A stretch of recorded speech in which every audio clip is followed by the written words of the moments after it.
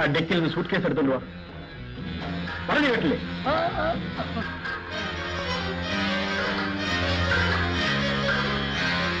എന്നെ പ്രതീക്ഷിച്ചില്ലല്ലേ? ആ, എവിടെയാ നിന്റെ ബെഡ്റൂം? എനിക്കൊന്ന് കുളിക്കണം. കുളിച്ചാൽ പോകുന്ന അഴുക്കല്ലല്ലോ നിങ്ങളുടെ ശരീരത്തിൽ, മനസ്സിലും. Jayanthi, get out.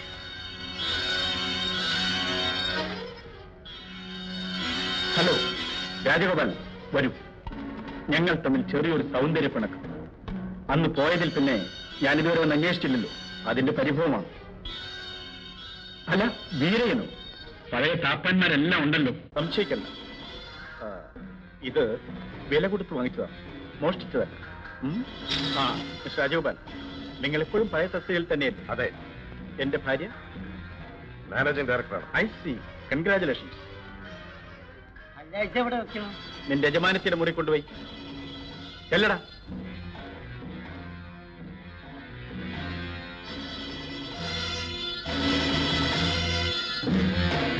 ആ മിസ്റ്റർ രാജഗോപാൽ, നിങ്ങൾ MD എന്റെ ഭാര്യയെ കാണാൻ വന്നതല്ലേ?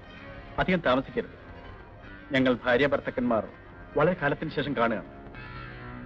പലതും സംസാരിക്കാനുണ്ട്. I hope you understand.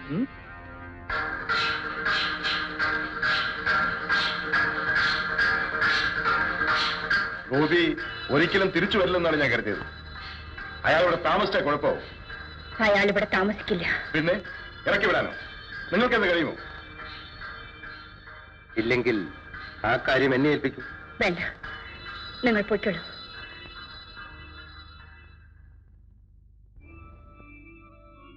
എടാ, ബ്രാൻഡിയോ വിസ്കിയോ ഉണ്ടെങ്കിൽ എടുത്തോണ്ട് വാ.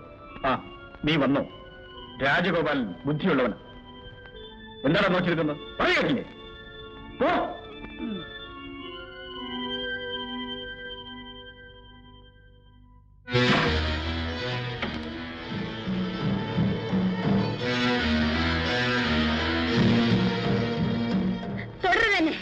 ജയന്തി, നിന്നെ തൊടാനും തലോടുവാനുമാണ് ഞാൻ വന്നത്. അതിനുള്ള അധികാരം എനിക്കില്ലേ? ഈ മുറിക്കകത്ത് കാലെടുത്ത് വെക്കാൻ പോലും നിങ്ങൾക്ക് അധികാരമില്ല. മര്യാദയ്ക്ക് പോകുന്നതാണ് നല്ലത്. നീ എന്നെ ഭീഷണിപ്പെടുത്തുകയാണ്? അതോ നിന്റെ ഇന്നത്തെ പദവിയോടൊപ്പം ഇവിടെ കഴിയാനുള്ള യോഗ്യത എനിക്കില്ലെന്നാണ്? നിങ്ങളുടെ യോഗ്യത എന്നെ ഓർമ്മപ്പെടുത്തരുത്. നീ ഓർക്കണം, എന്റെ സഹായമില്ലായിരുന്നെങ്കിൽ നിനക്ക് ഈ ഐശ്വര്യങ്ങൾ നേടിയെടുക്കാൻ കഴിയുമായിരുന്നു. ഐശ്വര്യം? ഒരു ഭാര്യയുടെ ഐശ്വര്യം അവളുടെ ഭർത്താവാണ്. ആ ഭർത്താവാണ് ഞാൻ, നിന്റെ കഴുത്തിൽ താലി കെട്ടിയ പുരുഷൻ. അദ്ദേഹം എന്നെ മരിച്ചു. എന്നിട്ട് ഞാൻ ഈ താലി അഴിച്ചു മാറ്റാത്തത് എന്തുകൊണ്ടാണെന്നോ? എന്റെ ഭർത്താവ് എന്നോട് ചെയ്തിട്ടുള്ള വൃത്തികേടുകൾ ഓർക്കാൻ, ആ മനുഷ്യനോടുള്ള പകയോടെ ജീവിക്കാൻ, അയാളെ ഒരു പുഴുത്ത പട്ടിയെ പോലെ വെറുക്കാൻ. എന്താ നീ പറഞ്ഞത്? പുഴുത്ത പട്ടിയെന്നോ? ഞാൻ ആരാണെന്ന് നിനക്കറിയില്ല. എന്നെ എതിർത്താൽ കൊന്നുകളയും ഞാൻ.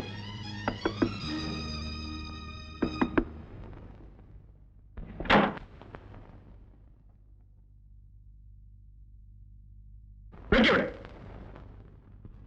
എടാ, എന്നാൽ എന്തുണ്ട്? ഇറച്ചിയോ മീനോ? ഇവിടെ ഒന്നും ഇരിപ്പില്ല. പോയി വാങ്ങിച്ചോട്ട് വാ, പെട്ടെന്ന് വേണം. ഞാൻ കുളിച്ചു വരുമ്പോഴേക്കും.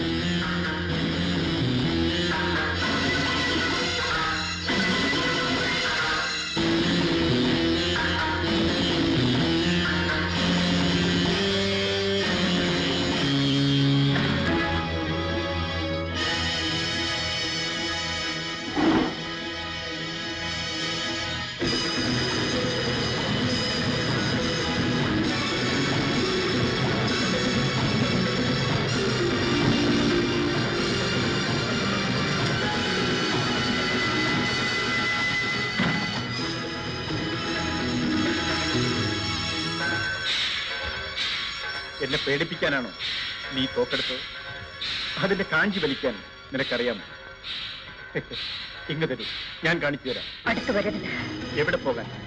എന്റെ ഭാര്യ ഇവിടെ തനിച്ചിരിക്കുമ്പോൾ ഞാൻ എന്തിന് തെരുവേശികൾ അന്വേഷിച്ചു പോണം? വരൂ. നിൽക്കൂ. ഇനി ഒരടി മുന്നോട്ട് വെച്ചാൽ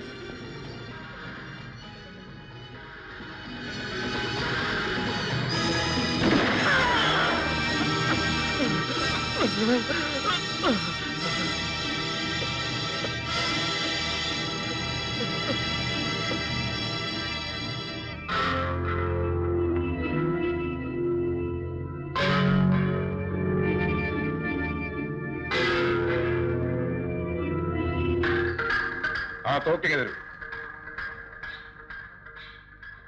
ഭയപ്പെടണ്ട, ഈ വീട്ടിൽ മറ്റാരും ഇതറിയില്ല. വിനയൻ, നിങ്ങൾക്കൊരു പാപചിന്തയും വേണ്ട. ഇവൻ ഇങ്ങനെ തന്നെ ചാകണം. ഒരു നല്ല ശവദാഹം പോലും ഇവൻ അർഹിക്കുന്നില്ല. വിനയൻ, മണ്ണോ തീയോ വെള്ളമോ ഏതായാലും ഇരുട്ടത്തെ അടക്കം ചെയ്യാനൊക്കും.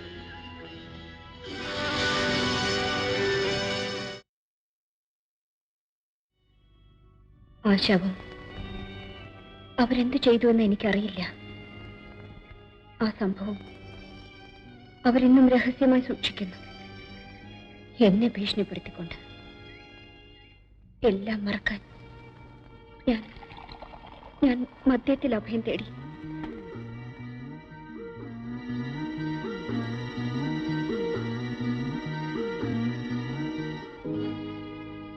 നിയമത്തിന്റെ മുമ്പിൽ ഞാൻ കുറ്റവാളിയാണ്. അതിന്റെ ശിക്ഷ എത്ര വലുതായാലും ഞാൻ അനുഭവിക്കേണ്ടവളാണ്. എങ്കിലേ എനിക്ക് മനസമാധാനം കിട്ടുള്ളൂ. ഇതുവരെ ശാന്തിയുടെ രക്ഷയെ ഓർത്ത് മാത്രം രാജഗോപാലന്റെയും വീരന്റെയും ഭീഷണിക്ക് ഞാൻ വഴങ്ങി. ഇനി അതിന്റെ ആവശ്യമില്ല. രാമണി, ശാന്തിയുടെ രോഗം മാറ്റിയെടുത്തത് നീയാണ്. എനിക്കറിയാം, നിന്നെ കൂടാതെ അവൾക്ക് ജീവിക്കാൻ കഴിയില്ല. ഞാനതിന് ഒരിക്കലും തടസ്സമാവില്ല രാമണി. ശ്രീദേവി കുഞ്ഞമ്മയെ കൊല ചെയ്തത് നീയല്ലെന്ന് ഞാൻ അവളെ ബോധ്യപ്പെടുത്തും. അതിന്റെ തെളിവുകൾ എന്റെ കയ്യിലുണ്ട്. തെളിവുകൾ? അതെ, ശ്രീദേവി കുഞ്ഞമ്മയെ കൊല ചെയ്തത് അവളുടെ ഭർത്താവാണ്. അയാൾ പോലീസിൽ കീഴടങ്ങി കുറ്റം സമ്മതിച്ചു. ആ വാർത്ത പത്രത്തിലുണ്ടായിരുന്നു. ഞാനത് ഒളിച്ചു വെച്ചു. നീ എന്നെ വിട്ടു പോകുമോ എന്നുള്ള ഭയം കൊണ്ട് ഞാനങ്ങനെ ചെയ്തു പോയി. എല്ലാം തുറന്നു പറയാനാണ് എസ്റ്റേറ്റിലേക്ക് പുറപ്പെട്ടത്. കുറ്റമേറ്റ് പറയാൻ അവളെ അനുവദിച്ചുകൂടാ. എങ്ങനെയെങ്കിലും അത് തടയണം. അതിന് വീരയൻ എന്തിനു ഭയപ്പെടുന്നു? കൊല ചെയ്തത് അവളല്ലേ? സത്യം വെളിപ്പെട്ടാൽ ശിക്ഷ അനുഭവിക്കുന്ന അവൾ തനിച്ചാവില്ല. ശവമടക്കം ചെയ്തതും തെളിവുകൾ നശിപ്പിച്ച് നമ്മളല്ലേ? എനിക്കത് പങ്കില്ല. അതിന്റെ ഉത്തരവാദി വീരയനാണ്.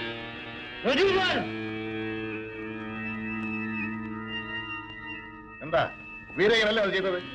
അപ്പോൾ നീ ഞങ്ങളെ രണ്ടുപേരെയും തോൽപ്പിക്കരുതല്ലേ? വീരയൻ എന്നെ തെറ്റിദ്ധരിച്ചു. സ്വയം രക്ഷപ്പെടാൻ വേണമെങ്കിൽ എനിക്ക് അങ്ങനെ പറയാം. തെളിവുകൾ എനിക്ക് അനുകൂലമാണ്. പക്ഷെ ഞാൻ അങ്ങനെ ചെയ്യില്ല. എന്നെ വിശ്വസിക്കൂ. ഇല്ല, ഇവൻ പറയുന്നത് മുഴുവൻ സത്യമാണെന്ന് കരുതണ്ട. സത്യം എന്താണെന്ന് ഞാൻ കണ്ടെത്താം. നിൽക്കൂ, എന്നെ തടയരുത്.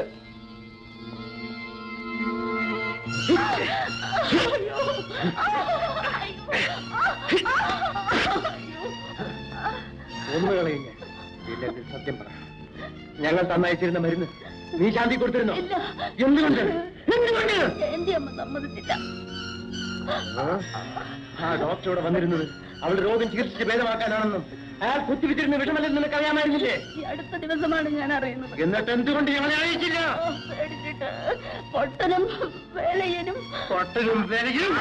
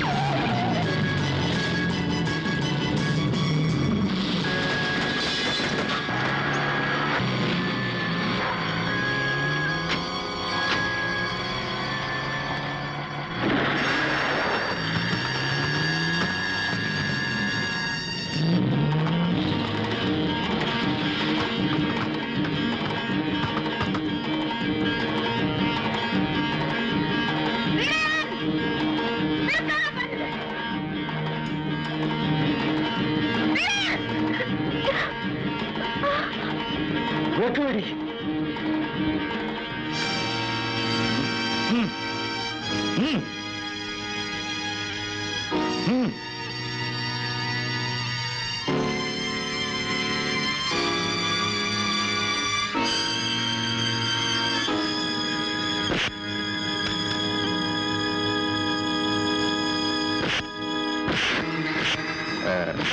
ശാന്തി, ഇവിടെ വാ. വാ, ഇവിടെ വരാൻ.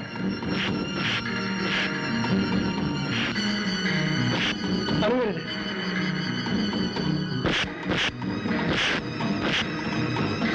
ഇങ്ങോട്ട് വരരുത്.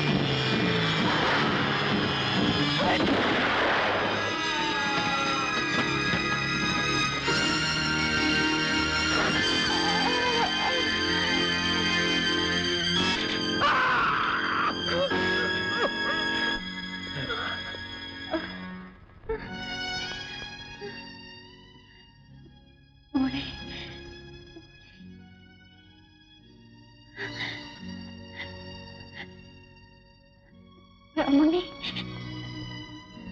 എന്റെ മോളെ ഞാൻ നിന്നെ ഏൽപ്പിക്കുന്നു.